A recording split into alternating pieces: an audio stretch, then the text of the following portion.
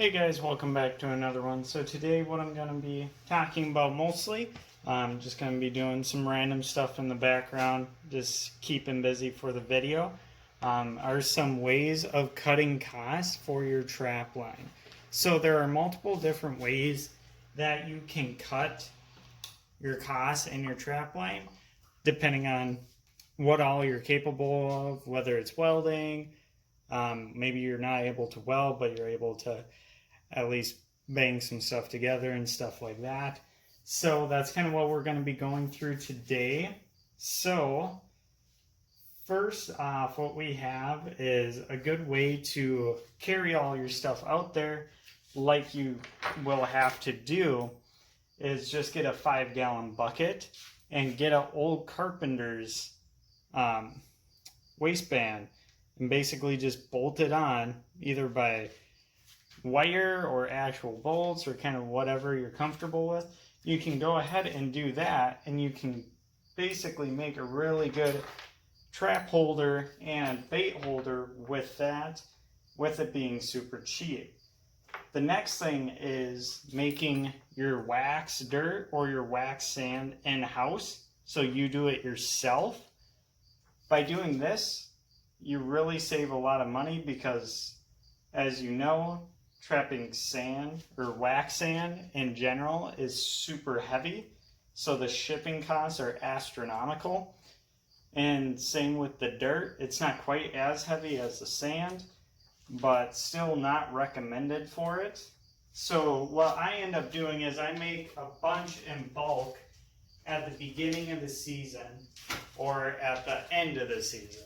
And then what I do is I just fill up milk jugs. Make sure you clean them very thoroughly, or else you'll end up having where the animals will not actually commit to your trap, since it kind of smells like spoiled milk. So make sure you really clean them up good. Make sure there's nothing left in there, and then go ahead and fill it up. And then what a lot of people like to do is bring those out and say, you know where you're going to be trapping that year, like for sure it's a guarantee I'm going to set 2 traps here. Go out there earlier and just drop one of those jugs off when you go and scout, and boom, you don't have to carry dirt out there. So that's a really good way of making it where you don't have to carry so much stuff to every set, because that can get quite annoying. And then the next thing for it is for that wax dirt, for that flake wax, if you buy it from trapping supply stores, it's very good because it's all ready to go, but it is quite expensive. So what you can do is you can go to Hobby Lobby's website or any kind of hobby store near you, and you can get what's called paraffin wax unscented. It's basically the same thing. It'll work just the same. It'll do all the same properties. And it's unscented, so it won't smell like anything. And you can get like 20% off, 50% off coupons that you can apply to that. So it's basically half or a third of what those trapping supply stores would sell it to you for. So that's another good way of saving a lot of money, depending on how much wax dirt you're going to actually use. And then the next thing for that is when you actually dye your traps, you want to do it the cheapest way possible, especially if you have a lot of traps. Trap dye can add up, and if you have kids or if you have enough time on your hands, you can go ahead and use walnut hulls or like hardwood bark, and you can use that for dye. So you basically just boil those hulls or you boil the bark, and it basically gives it the same properties. That's what they used to do it back in the day. It still works now. It hasn't changed. So all you'll need for that is actually not that many. If you just find one walnut tree, you're probably basically good for your whole line. And then with your old t-shirts and stuff like that, you can go ahead and actually cut those up and just use those as rags. So basically in the trapping shed, if you ever flash or anything like that, you know you like to use a lot of rags. And you don't want to use good rags, obviously, because they're just going to get basically ruined and then you toss them out. So just use those old clothes that you're not going to wear anymore as those rigs, and then you don't have to worry about it. The next thing is, and hopefully in an upcoming video you'll be able to see, is making rebar stakes on your own. So basically just go to the store, buy a ton of rebar, or you can find it at scrap yards and stuff like that too. Old construction sites, current construction sites, just ask them if they have any leftover stuff that they don't want. You never know, you might get lucky, or maybe you know someone that works in construction that just has a bunch of random rebar that they're not going to use anymore. So that's a good way of finding basically free things, and you're basically making, I don't know how much a rebar stake is, like $2 or something from a trapping supply store, let alone the shipping costs on it, since it is quite heavy. So basically all you do is you take this, you take a washer or something like that, you go ahead, don't put it on the very top or else it's not gonna stay on, because you're gonna be hammering this point. So you're just gonna be hammering that weld and then it's just gonna break. So don't do that. Put it down just enough where you're not gonna hit it anymore. So now you're actually just pounding the rebar, you're not pounding your weld down. So then this will stay here forever, compared to up here it might only stay a season. You never know, depending on how hard your soil is and everything like that. You might really have to hammer that thing down. And then along with that, you can make your own earth anchors. So what we're going to be showing in another upcoming video as well is how to make the earth anchors. So when you buy from trapping supply stores, you usually get like a free gift or something like that. And I usually just choose a dozen wolf fangs, because I have still plenty of cable that I'm still not using. And then you just go ahead, you just put it right on like that with a little aluminum ferrule. You have about 18 inches or so, and then you have your other one. Easy. And that saves you a bunch of money that way as well, because it's free from that. And it's not like the actual cable is that much. And you can basically do this with no tools. Basically all you need is some kind of hammer or a wire crimper. It's very simple. So it's a really good way of keeping things cheap, especially if you have a long line as well. A lot of these things apply for longer lines, because that's where you're going to really see those savings add up, is because, yeah, buying a dozen of these isn't too bad. I can't remember how much they are. But if you're buying, say, 100, if you're buying 200, that's quite a bit of money. And if you can save, say, 25 cents on each one or something like that, that starts to add up. That's a whole nother trap that you could buy. That's a whole nother dozen of these that you could get by making them your own. And then basically all you need is just some cable for it, which you can get for cheap also from those websites, or you can go to your hardware store and you can just get a huge roll, get like 100 feet, or do 50 feet, you know, just kind of add up what you're going to need for it and then go off of that. So that works just fine for it.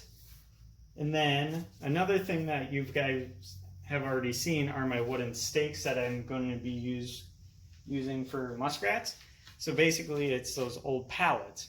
You just chop them up, you split them apart, boom, you have like 3 muskrat ones per board. So that's a really good way of making good use of something you probably wouldn't use otherwise. And then, yeah, let's see what else. For snares, one of the main things that happen is after a catch or maybe 2 catches, your snares start to get worn out. The actual cable gets worn out. Whether they kink it, they bite it, or something like that. Depending on what you catch as well. Depends on how bad they're actually going to break apart. But you can save all the stuff off of it. You can save the washer. You can save the locking mechanism. You can save all those things. And then just use that same wire or cable that you have to make new ones. Then you don't have to buy those pre-made ones, and they're quite expensive. So by doing that yourself, you're able to set out more snares.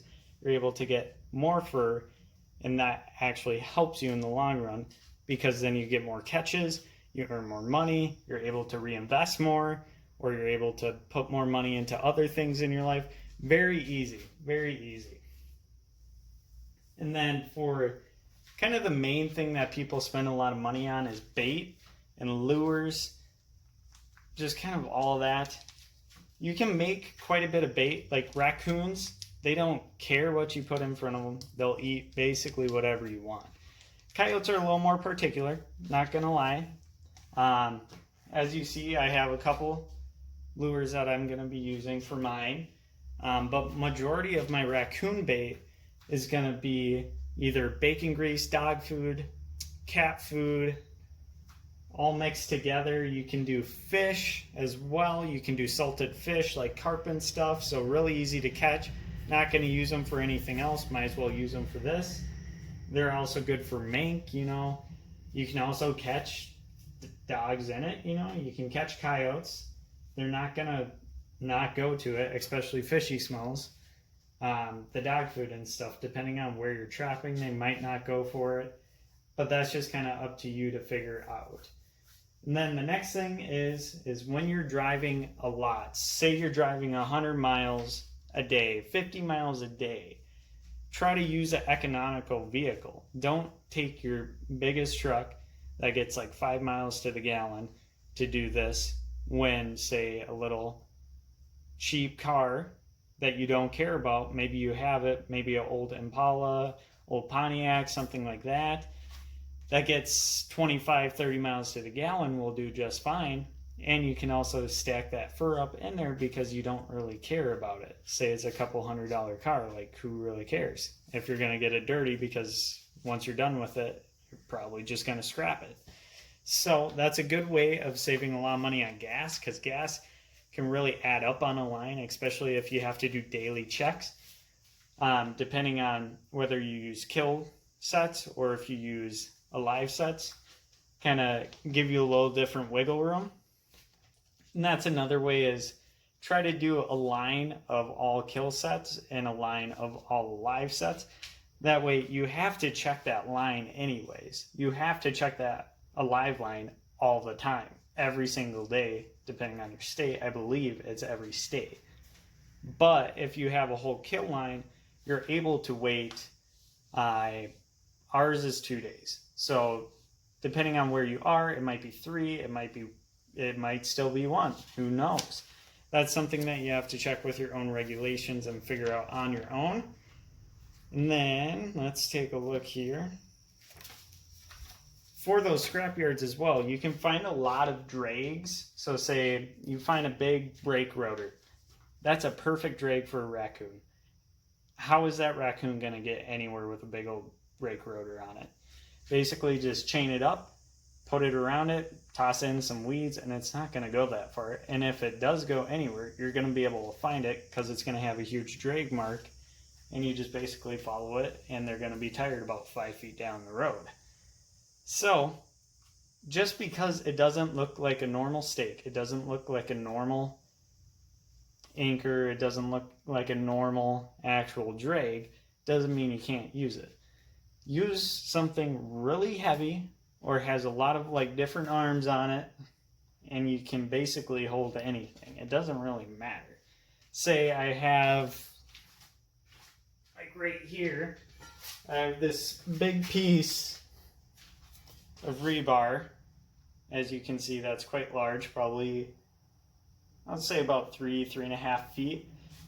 This on its own, depending on how you set it up, say you set it between a couple trees, that will hold a raccoon, that will hold a coyote, that will hold everything. But if you don't set it up properly, they're going to be able to pull this thing forever. So what you can do is basically weld on basically little arms on each side, and boom, you have a really good drag. You can even cut it in half, put a bunch of things on there, just weld a bunch of different arms and stuff like that on there. And basically you just made a perfectly good drag. Because people like to sell drags for a ton of money each, but you can really make them yourself, and they work just as well, just by using scrap metal and stuff. So, another thing with buying traps, so as you guys saw in an earlier video, you saw me buy these Montanas off all used. So that's a really good way of really cutting costs. These were about 75% of new market value, and they already had everything I wanted. They had the actual jaw extension, they had the dogless trap part put onto it. It has night latch, it has a center swivel. Besides being 2-coil instead of 4-coil, that's basically the only concern there. You have to be very careful when you do this, especially if you're not there in person to inspect the trap, because it could be someone else's problem. It could be super weak springs, so you have to replace those. It could be a jaw's messed up, so it doesn't close correctly. Just be very careful when you do buy, and make sure if you can see them in person, or you can see them take a video and send it to you of it snapping and firing off for you, that's very helpful as well. Then you know what you're buying, you know what you're getting into. A good thing for it is conventions, so wait until that last day, go to that convention, and no one there wants to bring any of their traps home. They're heavy, it sucks to try to sell from home, shipping is terrible, so if you can go that last day and you are able to buy those used traps or those new traps from the convention site, you save all that money from shipping. You can save all that money because they probably have a discount on them, and you're actually able to see what you're buying. So that's very good way as well to kind of get those extra traps. They might be like, oh, you buy a dozen, you get one free or something like that. You never really know. And then the other thing is for maintaining your tools, that's probably the key part of everything, is if you don't maintain any of your tools, of course you're going to be spending a lot of money because you have to keep replacing all your tools. So make sure that you do it well. Make sure you spray paint or you paint all your equipment, like your pullers, like your actual release poles and stuff like that. Don't just let it rust away, because then you don't really want to use it anyways, because it's all rusty, it's all broken apart. Make sure you take care of your stuff, and then you don't have to spend extra money. Make sure you buy quality, don't just buy quantity. If you're like, oh, like half of these traps work, so I'll just buy all of them. No, just buy quality, and then you don't have to worry about halfway through the season you made one catch and it broke the entire trap. So that's a good way as well. And then another way is partnering up with someone that you know. Say you have a best friend, you're able to get together with them. Say you're able to check lines every other day. So he looks at it Monday, you look at it Tuesday, he looks at it Wednesday. With partnering, just be careful. Make sure you both have the same expectations for each other.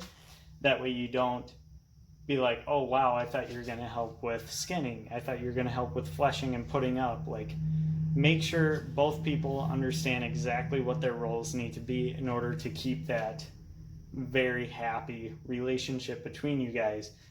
Because we're having a falling out, that'd be terrible, especially halfway through the season, because then you're stuck doing twice the amount of work when you didn't think you're going to need to do that. So just another way of saving a little bit, as long as you kind of know them very well,